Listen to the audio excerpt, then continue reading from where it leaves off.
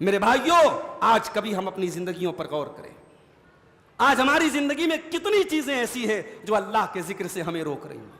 کبھی یہ موبائل اللہ کے ذکر سے روک رہا ہے، کبھی ہماری تجارت اللہ کے ذکر سے روک رہی ہے، کبھی ہمارے دنیا کے فضول کام اللہ کے ذکر سے روک رہے ہیں. ہر وہ چیز جو انسان کو اللہ کے ذکر سے روکے وہ انسان کے لیے فتنہ ہے، آزمائش ہے، اور انسان کو ہمیشہ اس آزمائش سے بچنا چاہیے. میرے پیارے بھائیوں، آج بھی قرآن کے اندر وہ خوبی ہے. شیخ سدیس قرآن پڑھ رہے ہیں، شیخ شریم قرآن پڑھ رہے ہیں. ابھی کبھی آپ شیخ شریم تو اس وقت امامت سے انہوں نے استعفیٰ دے دیا، شیخ سدیس تو ابھی بھی موجود ہیں. آپ ان لوگوں کی قرآن کی تلاوت کو آپ موبائل پہ لگا کے میرے بھائیوں سنو. اللہ کی قسم، عربی زبان آپ کو آتی ہو یا نہ آتی ہو، جب یہ رقت کے ساتھ قرآن کو پڑھتے ہیں، ہمارے ان بھائیوں کو جن کو عربی زبان نہیں آتی ہے، جن کو ایک لفظ بھی قرآن کا سمجھ میں نہیں آتا ہے، میرے بھائیوں یہ قرآن کا اثر ہے کہ ان کے بھی رونگٹے کھڑے ہو جاتے ہیں، ان کی بھی آنکھوں سے آنسو بہنے لگتے ہیں. اللہ کہتا ہے یہ کتاب ایسی کتاب ہے، تقشعر منہ جلود الذین یخشون ربہم، جن کے دل میں اللہ کا ڈر ہوتا ہے ان کے رونگٹے کھڑے ہو جاتے ہیں. ثم تلین جلودہم وقلوبہم الی ذکر اللہ، اور پھر قرآن کو سن کر کے انسان کے چمڑے اور انسان کا دل نرم پڑ جاتا ہے. الحمدللہ رب العالمین والعاقبۃ للمتقین والصلاة والسلام على سید الانبیاء والمرسلین وعلى آلہ وصحبہ اجمعین. اما بعد، 22ویں پارے کے لاسٹ میں اللہ تعالیٰ نے ایک بستی کا ذکر کیا. اس بستی میں اللہ نے 2 رسول بھیجے، اور ان 2 رسولوں کی بات جب ان کی قوم کے لوگ نہیں مان رہے تھے تو ایک تیسرا رسول بھی اللہ نے بھیجا. اب ان 3 رسولوں نے جب اللہ کا پیغام اپنی قوم کو سنایا تو قوم کے لوگوں نے کہا کہ بھئی تم تو ہمارے جیسے انسان ہو، ہم تمہاری بات کیسے مان لیں. انہوں نے انکار کیا اور کہا کہ انا تطیرنا بکم، ہم تو تمہارے وجود کو منحوس سمجھتے ہیں. تو ان رسولوں نے کہا کہ تمہاری منحوسیت تو تمہارے ساتھ ہے، تمہاری برے عمل، تمہارے گناہ، تمہاری بدکاریاں، یہ تمہاری منحوسیت ہے. ہم تو اللہ کے رسول ہیں، ہمارا کام تو پہنچانا ہے. تو اس بستی کے کنارے ایک آدمی رہتا تھا، سٹی میں نہیں، سٹی کے کنارے. اب اس آدمی کا نام کیا تھا اللہ نے نہیں بیان کیا. اللہ نے کہا کہ وہ کنارے رہنے والا ایک انسان وہ آتا ہے دوڑتا ہوا اور اپنی قوم سے کہتا ہے کہ ان رسولوں کی بات مان لو. وَجَاءَ مِنْ أَقْصَى الْمَدِينَةِ رَجُلٌ يَسْعَىٰ قَالَ يَا قَوْمِ اتَّبِعُوا الْمُرْسَلِينَ. بستی کے کنارے سے ایک آدمی دوڑتا ہوا آتا ہے اور کہتا ہے اے میری قوم کے لوگوں ان رسولوں کی بات مان لو. اتبعوا من لا يسألكم اجرا وهم مهتدون. اے میری قوم کے لوگوں ان کی بات مان لو جو تم سے کوئی اجرت نہیں مانگتے، کوئی پیسہ نہیں مانگتے. اللہ کے دین کی دعوت کی راہ میں تم سے ان کو کوئی کمیشن نہیں چاہیے، کوئی اجرت نہیں چاہیے. جو اللہ کی بات تم کو بتا رہے، جو ہدایت کی بات تم کو بتا رہے، تم ان کی بات مان لو. اب یہاں سے قرآن کا 23واں پارہ شروع ہوتا ہے. وَمَا لِيَ لَا أَعْبُدُ الَّذِي فَطَرَنِي وَإِلَيْهِ تُرْجَعُونَ. اور میں اس اللہ کی عبادت کیوں نہ کروں جس اللہ نے مجھ کو پیدا کیا ہے اور جس کے پاس مرنے کے بعد تم کو لوٹ کر کے جانا ہے. أَتَّخِذُ مِن دُونِهِ آلِهَةً، کیا میں اللہ کو چھوڑ کر کے دوسروں کو معبود بنا لوں. إِن يُرِدْنِ الرَّحْمَنُ بِضُرٍّ لَا تُغْنِ عَنِّي شَفَاعَتُهُمْ شَيْئًا وَلَا يُنْقِذُونَ. اگر رحمان میرے ساتھ، اگر رحمان مجھے کوئی نقصان پہنچانا چاہے تو تمہارے ان معبودوں کی سفارش میرے کوئی کام آنے والی نہیں ہے. یہ مل کر کے مجھے بچا نہیں سکتے اگر اللہ نے میرے مقدر میں کوئی نقصان لکھ دیا ہے. اس سے ایک بات یہ پتہ چلی کہ حق پر چلنے والا، اس کا لوکیشن کیا ہے، اس کا اسٹیٹس کیا ہے، اس سے مطلب نہیں ہے. حق پر چلنے والا اگر سنگل ایک آدمی بھی پوری بستی میں اکیلا آدمی بھی ہے تو اللہ کے وہ بہت ہی ویلیویبل ہے، اللہ کے اس کی بڑی قیمت ہے. اب یہ آدمی کہاں رہتا تھا؟ سٹی کے کارنر پر رہتا تھا. لیکن ایک آدمی ایمان والا تھا تو اللہ نے اس کو مینشن کیا ہے کہ شہر کے کنارے سے، بستی کے کنارے سے یہ دوڑتا ہوا آتا ہے اور اپنی قوم کو توحید کی دعوت دیتا ہے۔ اور جب یہ مرنے کے بعد جب جنت میں یہ جائے گا تو جنت میں جانے کے بعد یہ اپنی قوم پر بد دعا نہیں کرے گا،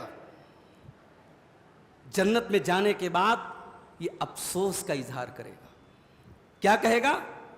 اللہ فرماتا ہے قیل ادخل الجنہ، جب اس سے کہا جائے گا تو جنت میں چلا جا، قال یا لیت قومی یعلمون، کہے گا اے کاش میری قوم کے لوگوں کو پتا چلتا کہ ایمان لانے کی وجہ سے اللہ نے میرے سارے گناہوں کو معاف کر کے مجھے جنت میں داخل کر دیا ہے، کاش میری قوم کے لوگ بھی نبیوں کے اوپر ایمان لائے ہوتے تو وہ بھی آج جنت میں آئے ہوتے۔ اس کا مطلب یہ ہوا کہ ایک دین کا داعی اپنی قوم کا خیر خواہ ہوتا ہے، مرنے کے بعد بھی خیر خواہ ہوتا ہے۔ یہ مومن جنت میں جانے کے بعد بھی اپنی قوم کی خیر خواہی کی بات کر رہا ہے، کہہ رہا ہے اے کاش میری قوم ایمان لائی ہوتی تو وہ بھی جنت میں آئی ہوتی۔ اس کے بعد اللہ تعالیٰ نے قیامت کے دن کا ایک نقشہ کھینچا، فرمایا الیوم نختم علی افواہہم، ہم قیامت کے دن تمہارے منہ کے اوپر مہر لگا دیں گے، ہم تمہارے منہ کو سیل کر دیں گے۔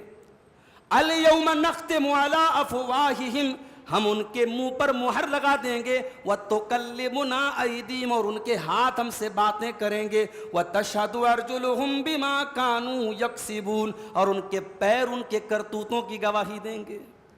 کبھی غور کیجئے گا، جب انسان گناہ کرتا ہے تو اس کی باڈی کے یہ 3 پارٹس بہت ایکٹیو ہوتے ہیں۔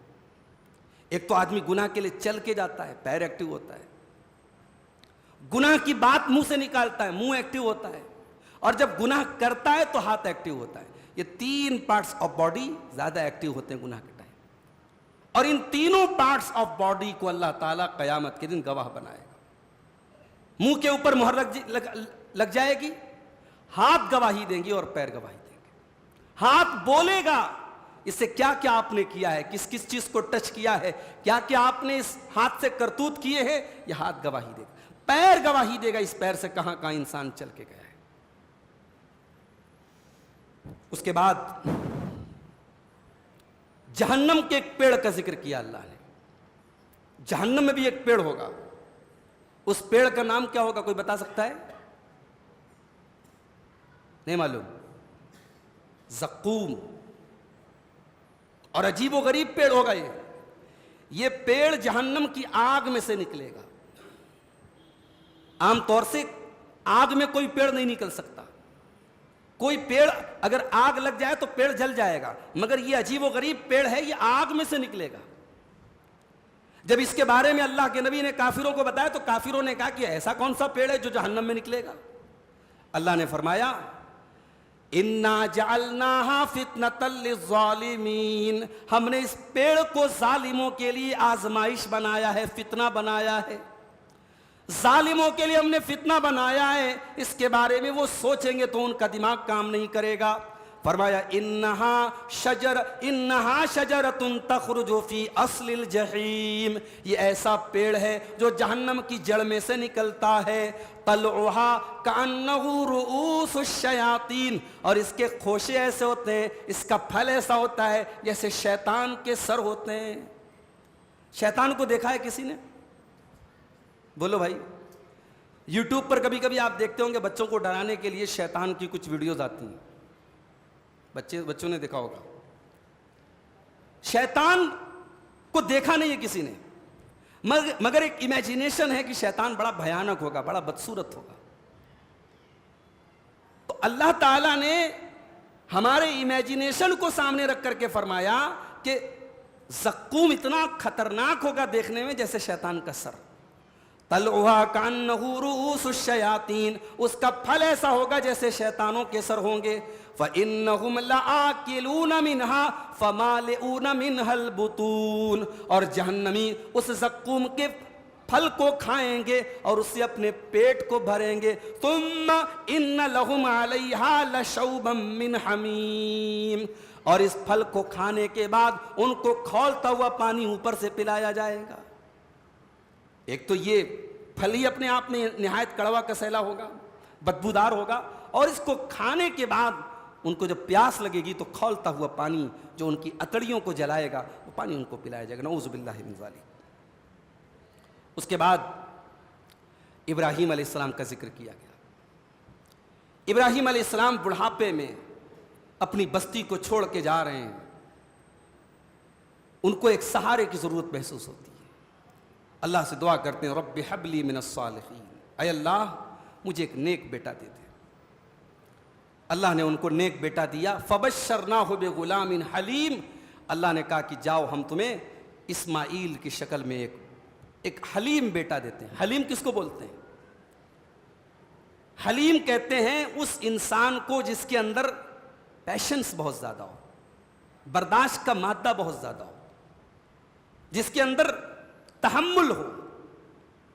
ایک انسان ہوتا ہے نا جذباتی ہوتا ہے, ایموشنل, ذرا سا کسی نے کچھ کہہ دیا بس خلاص بات ختم. اور ایک آدمی ہوتا ہے نہیں, اس کے اندر تحمل بہت ہوتا ہے.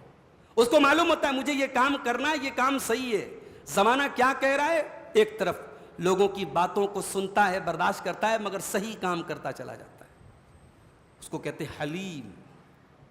اللہ نے کہا کہ ہم نے ابراہیم کو حلیم بیٹا دیا, تحمل والا, برداشت والا, پیشنس والا بیٹا دیا.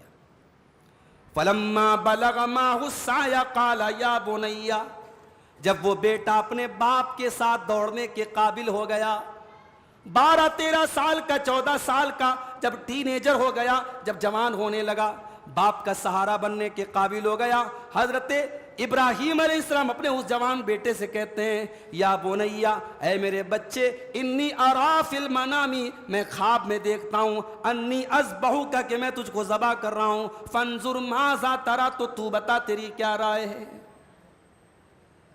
اللہ تعالیٰ نے 3 دن لگاتار حضرت ابراہیم کو خواب دکھایا کہ وہ اپنے ہاتھ سے اپنے بیٹے کو ذبح کر رہے ہیں, بیٹے کے گلے پہ چھری چلا رہے ہیں.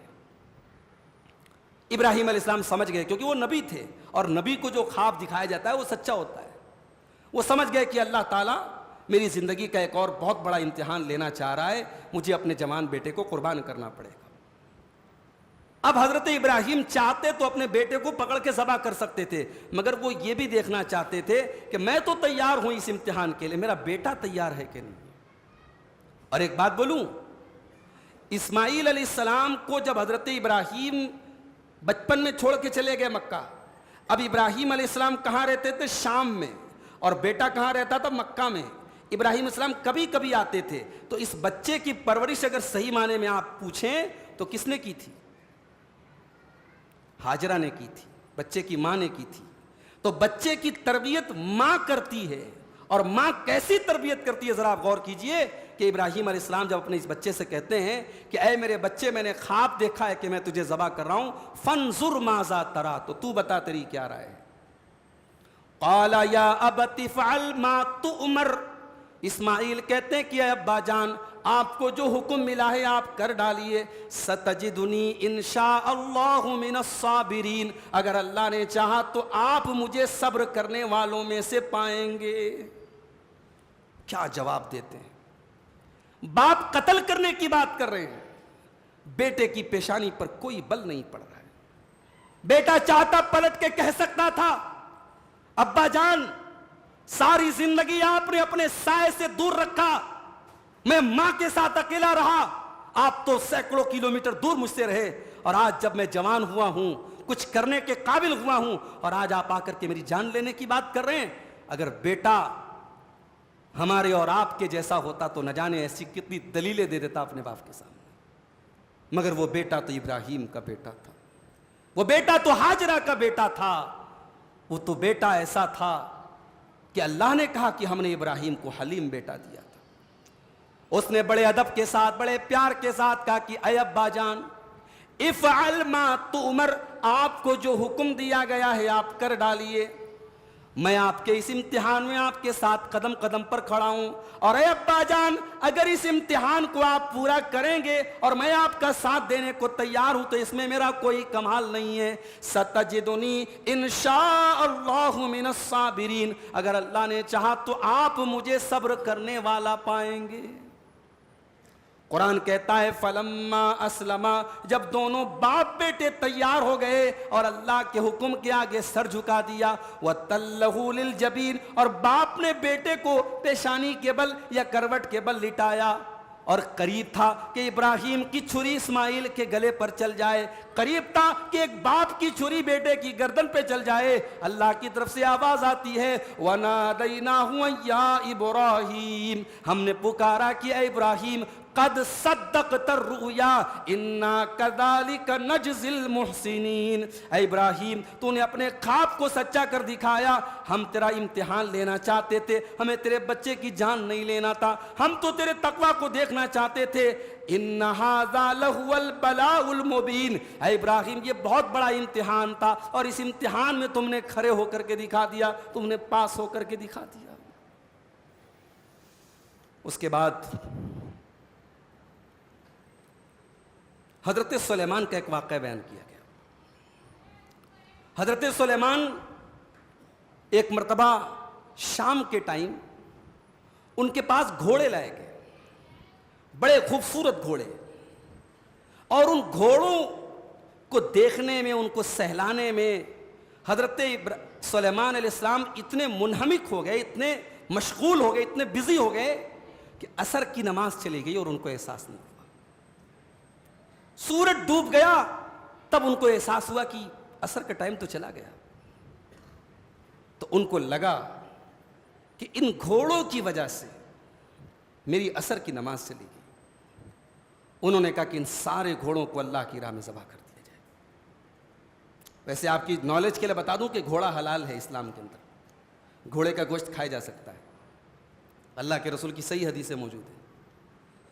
تو حضرت سلیمان علیہ السلام نے ان تمام گھوڑوں کو اللہ کے حکم سے ذبح کروا دیا۔ آئیے وہ آیت کریمہ دیکھتے ہیں۔ وَوَهَبْنَا لِدَاؤُودَ سُلَيْمَانَ، ہم نے داؤد کو سلیمان عطا فرمایا۔ نِعْمَ الْعَبْدُ إِنَّهُ أَوَّابٌ، سلیمان تو اللہ کا بڑا بہترین بندہ تھا اور بہت زیادہ اللہ کی طرف رجوع کرنے والا تھا۔ إِذْ عُرِضَ عَلَيْهِ بِالْعَشِيِّ الصَّافِنَاتُ الْجِيَادُ، شام کا ٹائم تھا اور بہترین عربی گھوڑے حضرت سلیمان کے پاس لائے گئے۔ فقال انی احببت حب الخیر، اور کہنے لگے اس مال کی محبت میں اور اس گھوڑے کی محبت میں میں اتنا پڑ گیا، عن ذکر ربی، کہ میں اپنے رب کا ذکر کرنا بھول گیا، حتی توارت بالحجاب، یہاں تک کہ سورج ڈوب گیا۔ ردوہا علیہ، او لوگو میرے گھوڑوں کو واپس لاؤ۔ گھوڑوں کو واپس لایا گیا۔ فطفق مسحم بالسوق والاعناق، حضرت سلیمان نے ان کی گردنوں پر اور ان کی پڈلیوں پر چھری چلانے کا حکم دے دیا، ان تمام کے تمام گھوڑوں کو ذبح کرنے کا حکم دے دیا۔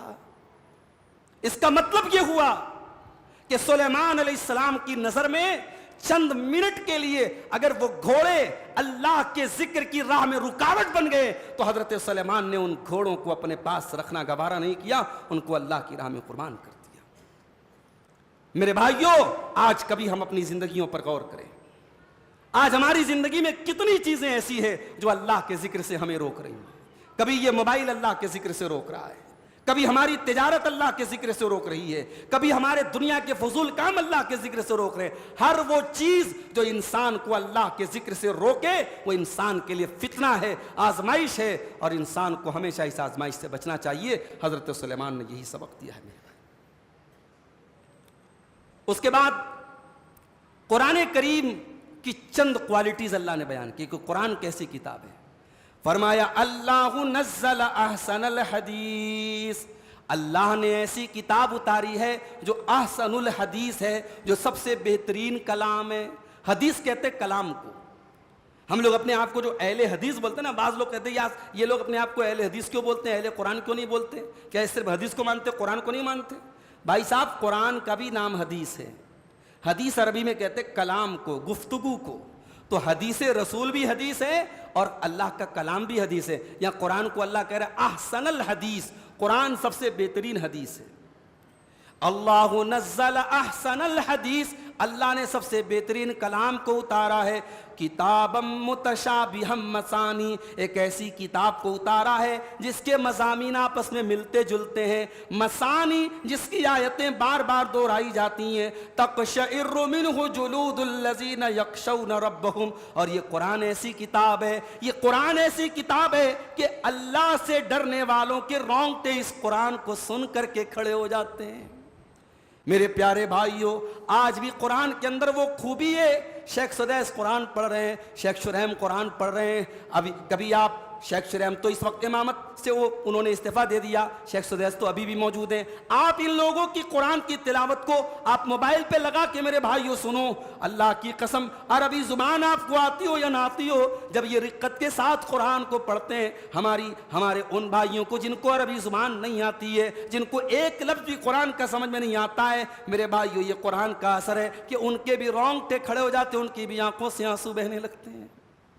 اللہ کہتا ہے یہ کتاب ایسی کتاب ہے، تقشعر منہ جلود الذین یخشون ربہم، جن کے دل میں اللہ کا ڈر ہوتا ہے ان کے رونگٹے کھڑے ہو جاتے ہیں، ثم تلین جلودہم وقلوبہم الی ذکر اللہ، اور پھر قرآن کو سن کر کے انسان کے چمڑے اور انسان کا دل نرم پڑ جاتا ہے، چمڑی بھی نرم پڑ جاتی ہے۔ قرآن کو سن کر کے انسان کے روم روم پر، انسان کے بدن کی اسکن پر بھی اثر پڑتا ہے، اور انسان کے دل پر بھی اثر پڑتا ہے، اور انسان کا دل اللہ کے ذکر کی طرف مائل ہو جاتا ہے۔ اب یہ اللہ سے ڈرنے والوں کی کیفیت بیان کی گئی ہے۔ اب ہم سب اپنے آپ کو جانچ لیں کہ اگر یہ کیفیت قرآن کو پڑھتے کے وقت اور سنتے وقت اگر ہمارے اوپر طاری ہوتی ہے تو اس کا مطلب کہ کہیں اللہ کا خوف ہے دل میں، اور اگر قرآن بھی عام کتابوں کی طرح ہم پڑھ رہے ہیں تو اس کا مطلب کہ قرآن ہمارے دل کو ٹچ نہیں کر رہا ہے۔ تو یہ 23ویں پارے کی چند آیتوں کی تفسیر تھی۔ اللہ سے دعا ہے رب العالمین ہم سب کو کہنے سننے سے زیادہ عمل کرنے کی توفیق عطا فرمائے۔ قرآن کریم کی ان آیتوں کو ہم نے جس طریقے سے سنا ہے، پڑھا ہے، اللہ تعالیٰ ان پر ہم سب کو عمل کی بھی توفیق عطا فرمائے، اور ہمیں صحت و سلامتی کے ساتھ اس سلسلے کو مکمل کرنے کی توفیق عطا فرمائے۔